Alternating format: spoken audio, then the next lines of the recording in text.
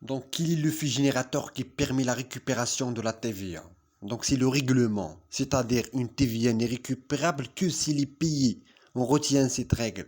Et cette règle, elle est applicable dans les deux régimes, l'encaissement et débit.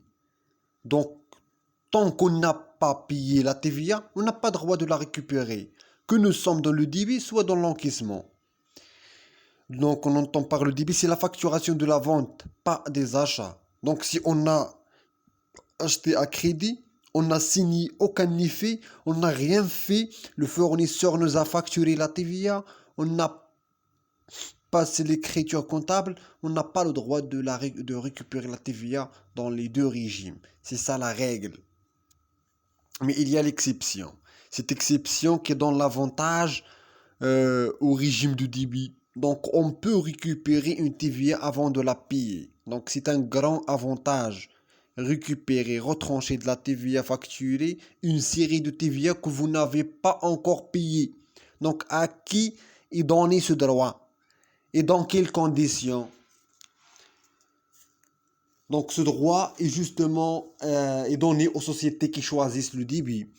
La condition, donc il faut que le paiement soit fait par effet de commerce. C'est-à-dire si on est dans le débit et on règle nos achats par effet de commerce, la signature de ce dernier équivaut paiement. Donc l'État considère que lorsqu'on règle un achat par effet de commerce, c'est comme si on a la payé. Et par conséquent, on aura le droit de récupérer cette TVA alors qu'on n'a rien encore donné. On a juste signé un effet de commerce.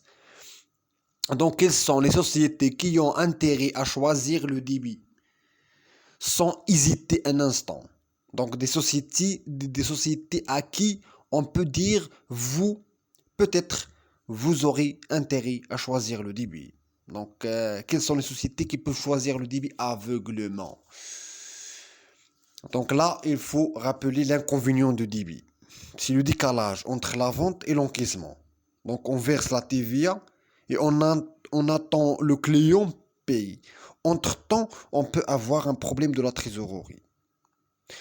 Mais pour les grandes surfaces, ils peuvent opter pour le régime du débit parce qu'ils n'ont pas de problème de décalage entre ces facturations et encaissement. Ils payent au comptant. Ils facturent et encaissent. Tous les clients passent à la caisse et payent au comptant et ils reçoivent la facture. Donc si une grande surface passe au débit, donc on avale, il n'a pas de problème. Il facture, il encaisse. Donc il n'y a pas ce décalage.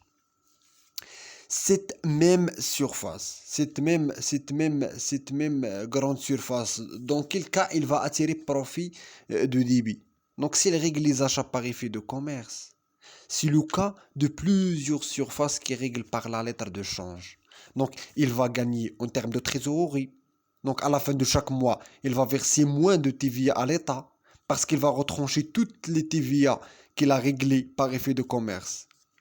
Donc les sociétés qui vendent au comptant et qui achètent par effet de commerce, on va leur dire choisissez le régime de débit sans aucune hésitation, ce qui va permettre à ces sociétés de gagner en termes de trésorerie. Mais les sociétés qui ont un petit calcul à faire avant de passer, donc quel est l'enjeu qui fait la différence? C'est le délai de paiement des clients, le délai de paiement fournisseur. Donc si vous êtes une entreprise, vous réglez vos achats par effet de commerce. Donc les fournisseurs pour encourager les clients d'aller vers eux, ils donnent un délai de paiement confortable, 3 mois de crédit. Et l'effet de commerce, donc c'est 90 jours. Par contre, en aval, la durée moyenne de crédit, c'est 1 mois. Donc lorsque je réalise un achat par effet de commerce, j'aurai un gain de trésorerie de 3 mois. Et pour le règlement du client, je paye la TVA avant de la recevoir de 1 mois. Donc on fait un petit calcul, le fonds de roulement, le besoin en fonds de roulement, et on décide de passer au débit ou non. Donc on fait dans ce cadre de l'optimisation fiscale en intégrant toutes les variables de l'entreprise. Donc un esprit large.